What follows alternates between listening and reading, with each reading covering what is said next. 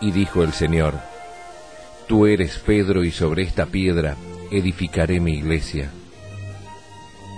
Y el Santo Padre, Benedicto XVI, en su aprobación y promulgación del compendio del Catecismo escribió: Agradezco infinitamente a Dios nuestro Señor el haber dado este catecismo por mi venerado y amado predecesor, el Papa Juan Pablo II.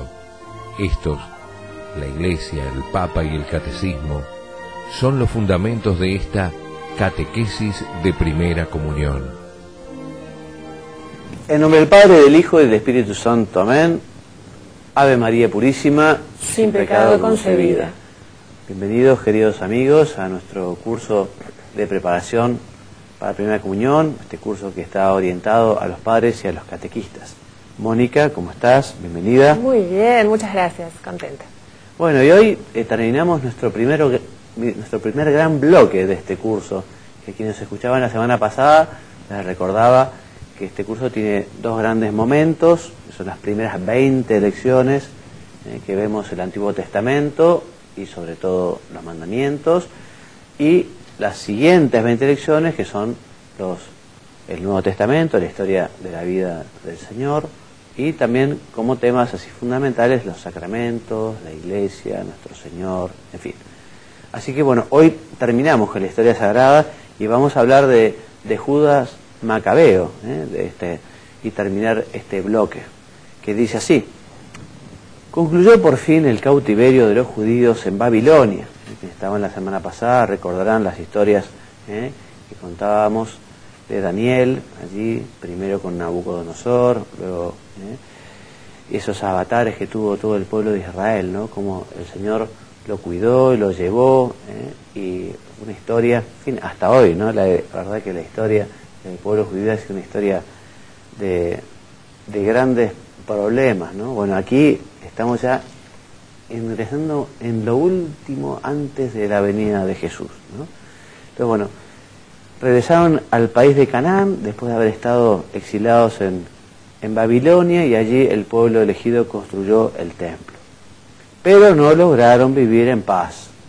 Tuvieron que luchar contra sucesivos invasores, algunos más crueles que otros. Faltaban 3 siglos y pico para que naciera el Redentor, cuando su tierra fue invadida por Alejandro Magno, uno de los hombres más importantes de la historia antigua.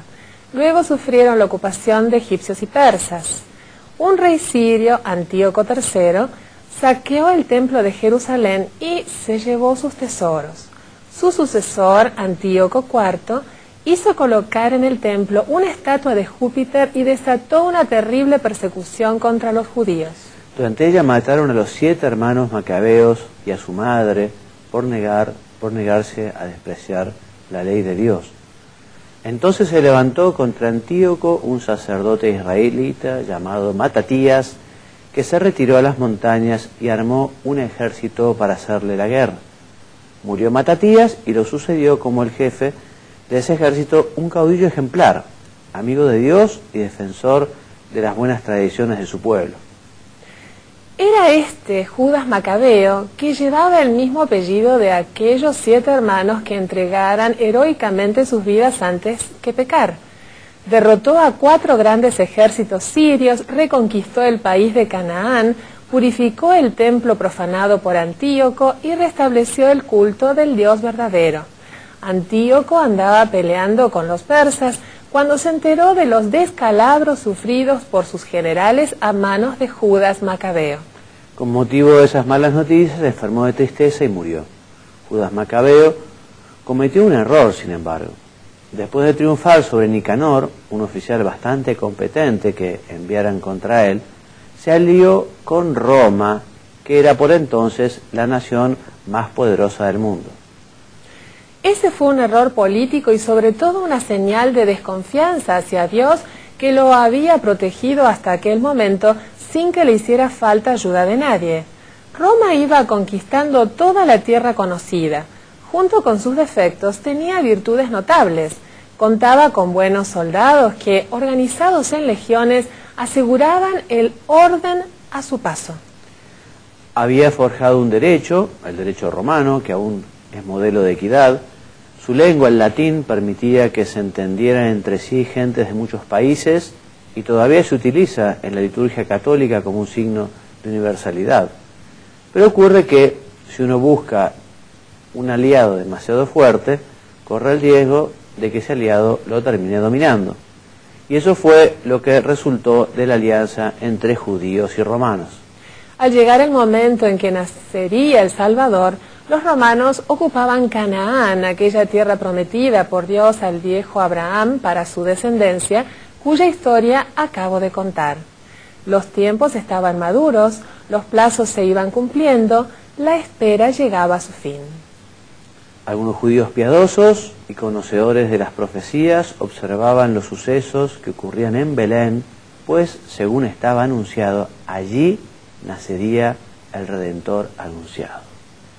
Y el objetivo para esta historia sagrada es el siguiente: destacar que todos los acontecimientos hasta aquí relatados fueron solamente antecedentes de ese instante clave que es la llegada del Mesías. Sugerir que el curso de la historia fluyó hacia Belén conducido por la mano de Dios.